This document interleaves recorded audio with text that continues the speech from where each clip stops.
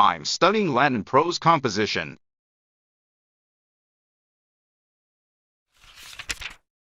I have been studying it. I shall be studying it. I shall be about to have been studying it.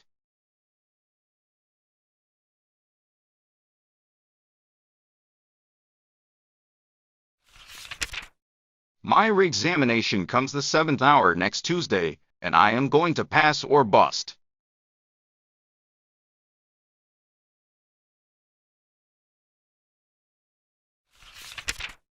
So you may expect to hear from me next whole and happy and free from conditions or in fragments.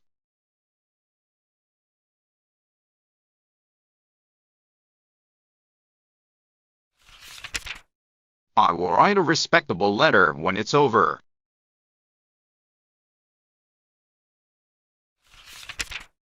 Tonight I have a pressing engagement with the ablative absolute.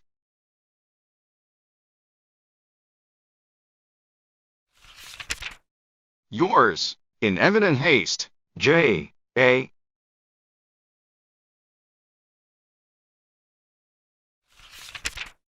26th March, Mr. D. L. L. Smith.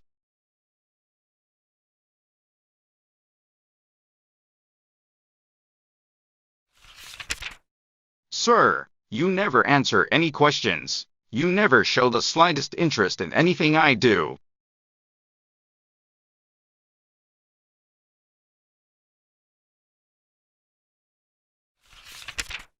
You are probably the hardest one of all those horrid trustees, and the reason you are educating me is not because you care a bit about me, but from a sense of duty.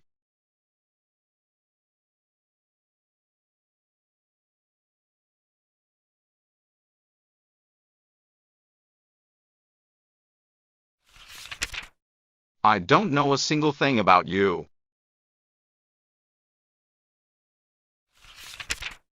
I don't even know your name. It is very uninspiring writing to a thing.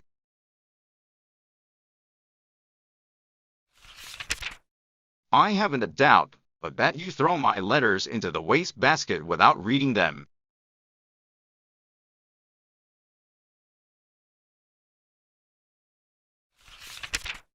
Hereafter I shall write only about work.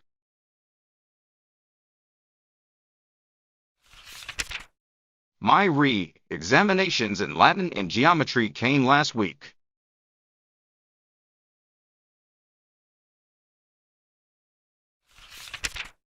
I passed them both and am now free from conditions.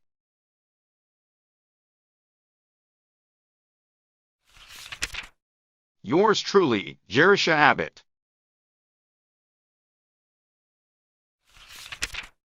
2nd April. Dear Daddy Longlegs,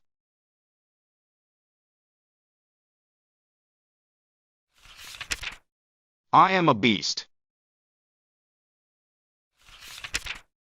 Please forget about that dreadful letter I sent you last week. I was feeling terribly lonely and miserable and sore-throaty the night I wrote.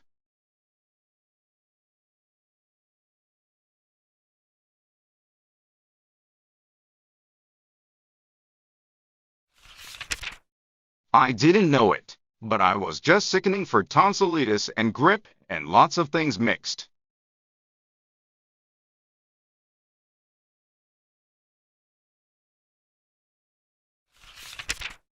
I'm in the infirmary now and have been here for 6 days. This is the first time they would let me sit up and have a pen and paper.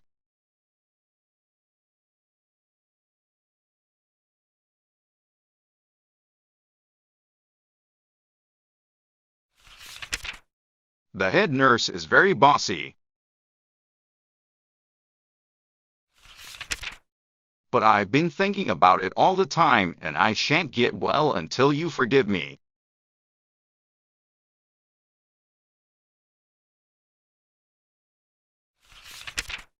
Here is a picture of the way I look, with a bandage tied around my head and rabbit's ears.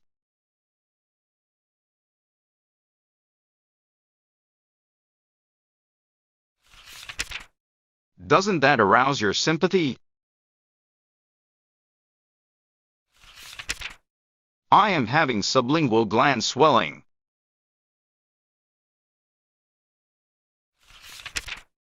And I've been studying physiology all the year without ever hearing of sublingual glands.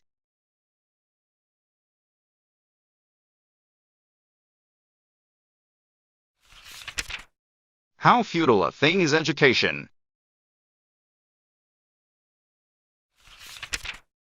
I can't write anymore. I get rather shaky when I sit up too long.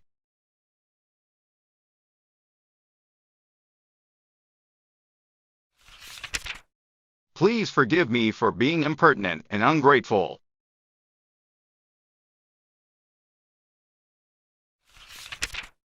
I was badly brought up. Yours with love, Judy Abbott. The Infirmary, 4th April. Dearest Daddy Longlegs.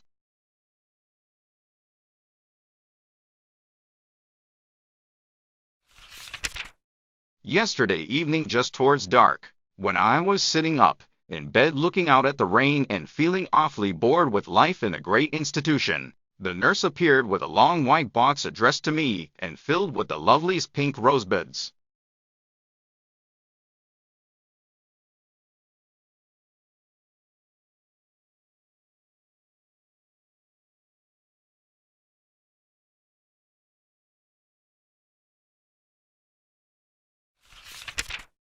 And much nicer still, it contained a card with a very polite message written in a funny little uphill backhand, but one which shows a great deal of character.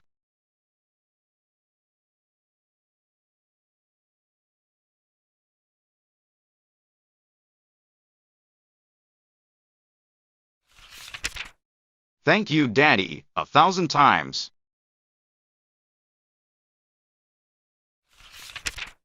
Your flowers make the first real, true present I ever received in my life.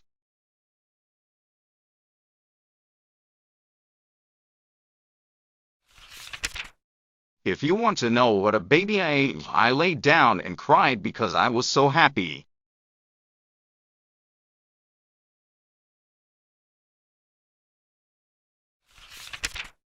Now that I am sure you read my letters, I'll make them much more interesting, so they'll be worth keeping in a safe with red tape around them. Only please take out that dreadful one and burn it up.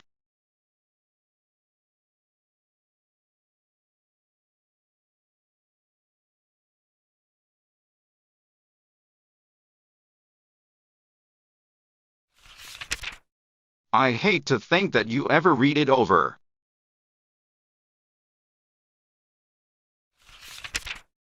Thank you for making a very sick, cross, miserable freshman cheerful.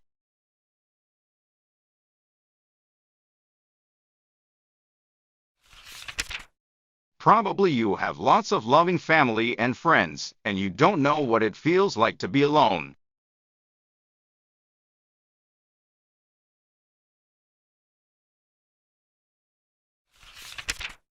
But I do.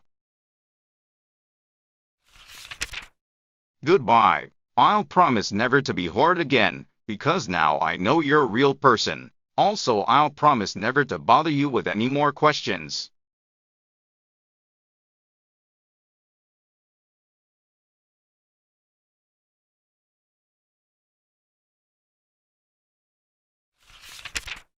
Do you still hate girls? Yours forever, Judy. 8th hour, Monday, dear Daddy Longlegs.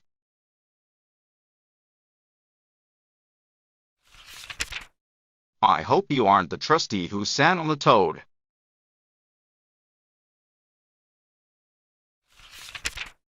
It went off, I was told, with quite a pop, so probably he was a fatter trustee.